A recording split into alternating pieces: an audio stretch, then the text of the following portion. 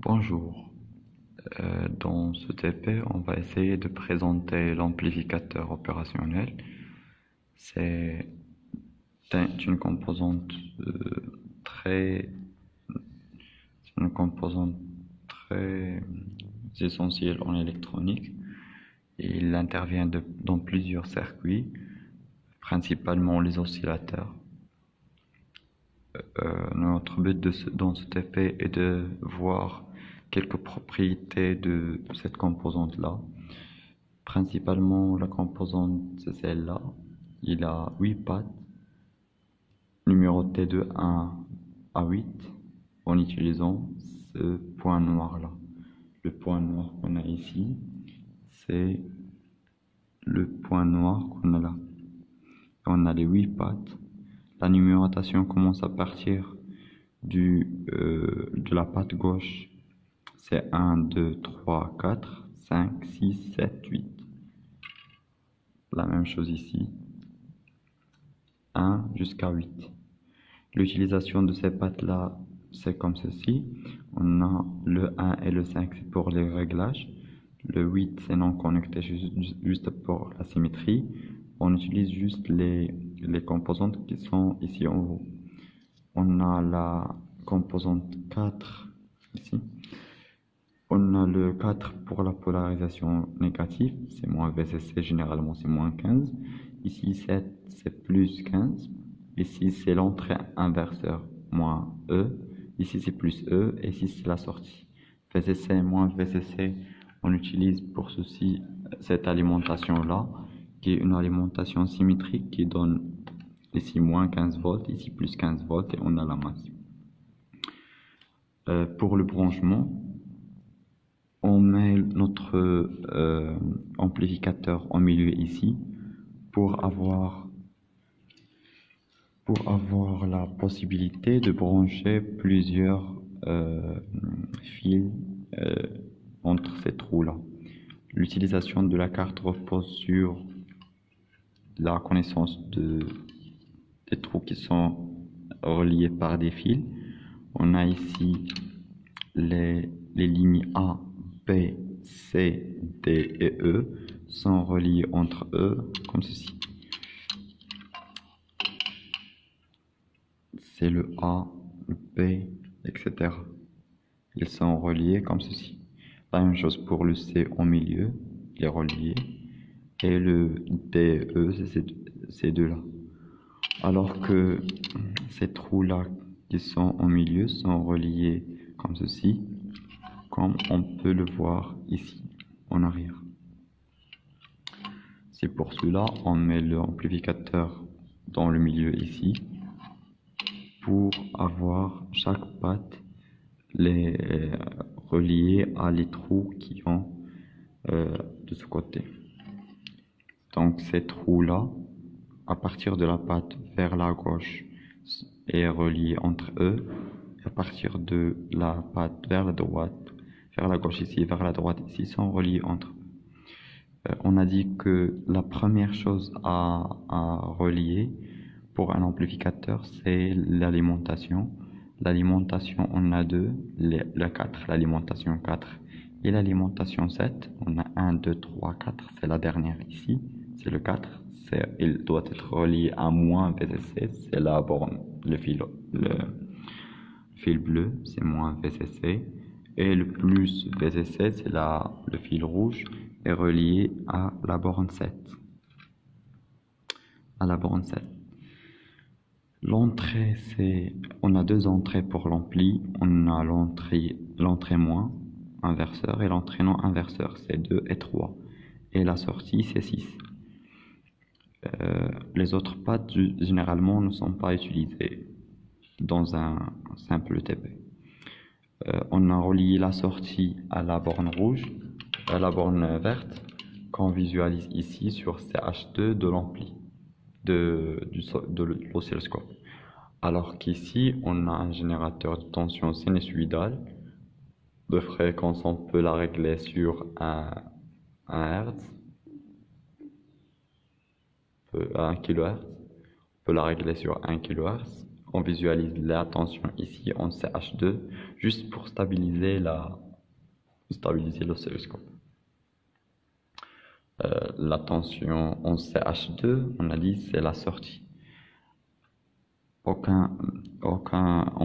n'a aucune entrée ici, ni E1 ni E2, ils sont vides, et la sortie donne ce trait-là. On peut vérifier bien que ce n'est pas zéro en passant en GNT, parce qu'en passant en GNT, on va avoir le zéro. En mode d'essai, on obtient ici c'est 3 carreaux, à peu près 3 carreaux fois 5, c'est 15 volts. On a 15 volts, c'est l'alimentation, c'est la tension de l'alimentation. Généralement, on peut avoir plus 15 ou moins 15. L'amplificateur dans ce cas-là, on dit que c'est en bouclage ouvert. On dit c'est en boucle ouvert, c'est-à-dire que le moins, le E- et le E+ ne sont pas reliés à S. C'est le schéma qu'on utilise en électricité pour l'ampli. Un triangle avec moins E et plus E et la sortie 6. C'est 3, c'est 2, c'est 3 et c'est 6. On ne représente pas les alimentations. Ici, dans notre montage, le S en bouclage ouvert, on obtient plus 15. Donc l'amplificateur ici, c'est en régime saturé ou régime non linéaire, car la tension est sinusoïdale, alors que la sortie est non sinusoïdale. On peut vérifier plus ceci en utilisant comme entrée une tension sinusoïdale, en branchant ici l'entrée de l'oscilloscope du générateur avec la borne moins. J'ai changé le circuit un petit peu pour donner la possibilité d'avoir l'entrée moins E et plus E. L'alimentation c'est toujours moins 15 et plus 15. On a ici le plus 15 c'est en 7. La sortie c'est celle-là. C'est le fil vert. Ici on a le 4 c'est le moins 15. Et le moins E c'est celui-là. Et le plus E c'est cette entrée-là. On commence toujours pour l'alimentation. Et lorsqu'on allume l'alimentation, on a l'état saturé, plus 15 et moins 15. On a ici notre tension d'alimentation E de T. Si on le met en E de T, on aura moins 15. C'est un basculement vers moins 15. Et lorsqu'on le met en moins, en plus E, on aura plus 15.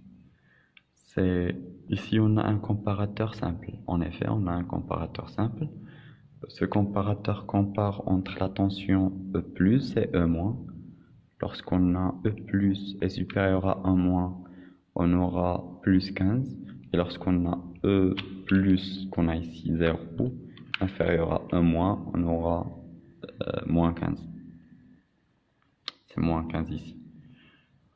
Pour avoir un fonctionnement linéaire, il faut faire un bouclage. On a principalement deux types de bouclage. On a un bouclage positif, on relie le E+, la borne 4, à la sortie, ou on a un bouclage négatif lorsqu'on relie E- à la sortie. On va essayer le bouclage positif. Pour faire un bouclage positif, il suffit on a mis le E de T en moins E, et il suffit de relier E+ à la sortie.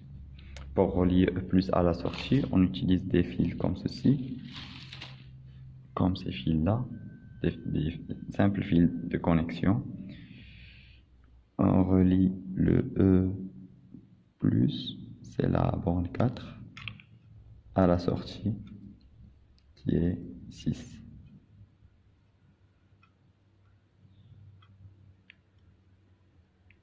lorsqu'on a relié le 6 à la borne 4, à la borne 3. La borne 3, c'est E+. La borne 3, c'est E+. On a toujours le fonctionnement non linéaire. Donc là, le bouclage positif donne toujours un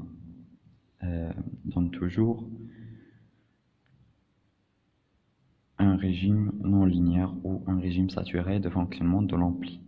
Maintenant, on va essayer le bouclage négatif. Le bouclage négatif, c'est lorsqu'on relie le moins à la sortie et le plus à E de t. Pour faire ceci, on change le E vers le 0. On change le E de t vers la borne plus. Et ici, à cet instant, on remarque qu'on a une tension sinusoïdale au lieu de tension continue. On n'a pas changé le type de bouclage, mais lorsqu'on remarque ici, on a la borne E de t qui est reliée à la borne 3, à la patte 3, et la patte 3 est reliée à la masse, à 6, et 6 est reliée à la sortie. Donc en fait, on visualise la même tension qu'on a ici. Ce qu'on peut vérifier,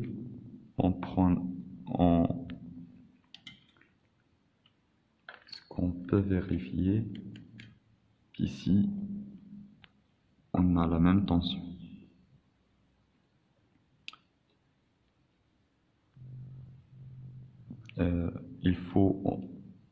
On veut passer en bouclage négatif. Lorsqu'on veut passer en bouclage négatif, il faut changer le fil, relier la masse, relier la sortie 6, non pas à la patte 3, mais à la patte 2. On va la relier à la patte 2. On a relié la patte 6 à la patte 2, et donc la patte 2 c'est moins E, et la patte 6 c'est la sortie. Donc c'est un bouclage négatif. Alors que la tension E de t, elle est sur la patte 3. La patte 3 c'est E-, c'est E+. Et à l'oscilloscope, on a la même tension, c'est un suiveur. Si on augmente la fréquence, on aura ou l'amplitude, on diminue l'amplitude, on aura un fonctionnement suiveur. On peut donner une idée sur les limitations de l'amplificateur en utilisant on peut utiliser le bouton offset qu'on a ici. On a le bouton offset, on allume TC, on ajoute une tension continue. Mais il faut passer en mode TC ici, la même chose ici. Le mode TC. Lorsqu'on augmente l'amplitude, on remarque ici qu'on n'a pas une tension sinusoïdale. On n'a pas une tension sinusoïdale. Pourquoi? Car l'amplitude de la tension de sortie, on peut éliminer la tension d'entrée et régler la tension de sortie pour être stable. L'amplitude de la tension de sortie est supérieure à 15 volts. Parce que l'amplitude de la tension de sortie est supérieure à 15 volts, à la tension d'alimentation, l'amplificateur opérationnel coupe la partie qui est plus grande que 15 volts. Il peut donner à sa sortie juste des tensions inférieures à 15 volts. C'est la première limitation, c'est la limitation en tension. La deuxième limitation, c'est la limitation en fréquence. Pour la visualiser, on passe en fonction carré. On a une tension carrée ici. Et lorsqu'on augmente la fréquence, on augmente la fréquence, on change le calibre. À un certain instant, on regarde, à un certain instant, on a une triangulation de la tension à la sortie. C'est-à-dire que, à partir de cet instant, c'est-à-dire que l'amplificateur ne peut pas suivre les variations, la variation rapide de la tension d'entrée. La tension d'entrée, c'est une tension carrée, donc c'est pas continu. Il saute d'une valeur moins E à une valeur plus E dans une durée très petite. Et lorsque cette variation, lorsqu'on augmente la fréquence, on aura un phénomène de triangulation. On peut aussi le visualiser en tension sinusoïdale, mais il faut augmenter la fréquence plus et on aura la même chose, c'est la triangulation. Voici la tension de sortie, d'entrée c'est sinusoïdale, la tension de sortie c'est une tension qui est presque triangulaire, c'est le phénomène de triangulation.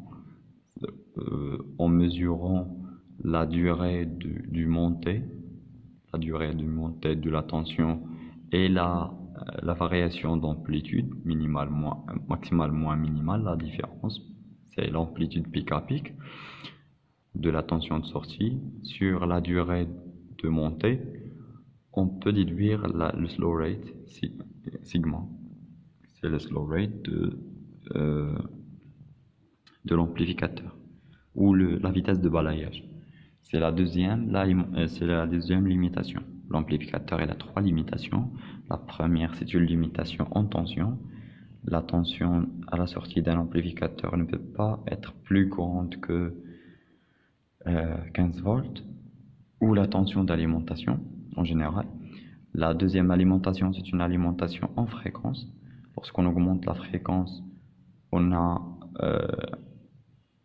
on peut dépasser la vitesse de balayage de l'amplificateur et donc on aura le phénomène de triangulation. La troisième limitation, c'est une limitation en courant. Pour la visualiser, on doit ajouter une résistance à la sortie de l'amplificateur. Maintenant, à notre sortie, à la sortie S, on a branché en série une résistance ici, résistance variable, et à la sortie de la résistance, on la branche à la masse et on visualise la tension aux bornes de la résistance. On obtient une tension sinusoïdale.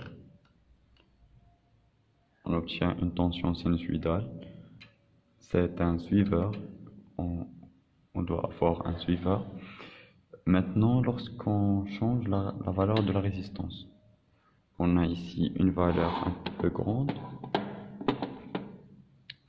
On a ici une valeur un peu grande. On peut y avoir ici 0, 0, c'est 0, 0. Oui. On peut mettre 1 kg et puis on va diminuer la résistance petit à petit jusqu'à avoir notre diminuer la résistance jusqu'à avoir une triangulation ou un phénomène qu'on va remarquer. Maintenant, on a augmenté la résistance et augmenter les petits calibres et diminuer les grands. Petit à petit, on a ici 0 kg. On va diminuer l'autre calibre on a le 0, ici dans le calibre de 100, on va diminuer dans le calibre de 10. À un certain instant, on remarque que la tension se déforme. On va obtenir une tension carrée. Pourquoi? Car la tension à la sortie ici, la tension au bord de la résistance égale à R fois I, et doit être égale à la tension au bord à la sortie ici. La tension à la sortie est une constante, et R c'est une R diminue, donc I doit augmenter, mais l'amplificateur il a un courant de sortie maximale. Le courant de sortie devient maximal, on n'aura pas une augmentation de courant, et lorsqu'on diminue la résistance vers des valeurs plus petites, on va avoir une diminution de la tension à la sortie. C'est la diminution qu'on remarque ici, et lorsqu'on augmente la résistance, on revient vers des tensions plus grandes. La tension limite, cette valeur-là, on a ici une tension sinusoïdale qui se déforme. On peut prendre cette valeur. C'est la valeur qui va donner, le courant maximal de l'amplificateur. C'est la tension mesurée, c'est l'amplitude de la tension mesurée sur la résistance. On va avoir le courant maximal. C'est bien sûr de l'ordre de milliampères.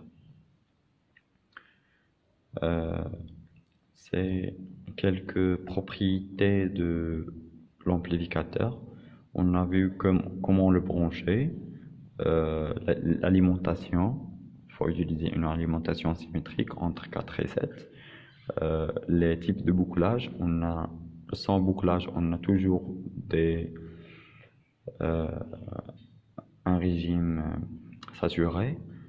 Lorsqu'on a un bouclage positif, on a aussi un régime saturé. Si on a un bouclage négatif, on va avoir un régime linéaire. Si on a les deux bouclages, on doit faire une étude de stabilité pour déterminer l'équation différentielle du système. Et on va voir est-ce que l'équation différentielle est linéaire ou non. Si linéaire, le régime est linéaire, si non linéaire, le régime est non linéaire. On a vu aussi les limitations de l'amplificateur. On a 3 limitations, c'est la limitation en tension, la tension à la sortie est toujours inférieure ou égale à la tension d'alimentation, ici c'est 15 volts. La limitation en fréquence, lorsqu'on augmente la fréquence de signal d'entrée, on a un phénomène de triangulation, ce qui révèle le slow rate ou la vitesse de balayage limitée de l'amplificateur. Et la 3e limitation, c'est la limitation en courant qu'on peut visualiser à l'aide d'une résistance variable. En diminuant la valeur de la résistance, on augmente la valeur du courant jusqu'à obtenir un courant maximal qu'on peut mesurer à l'aide de l'oscilloscope. C'est tout pour cette première vidéo. On va essayer de faire une autre vidéo sur quelques montages simples de l'ampli.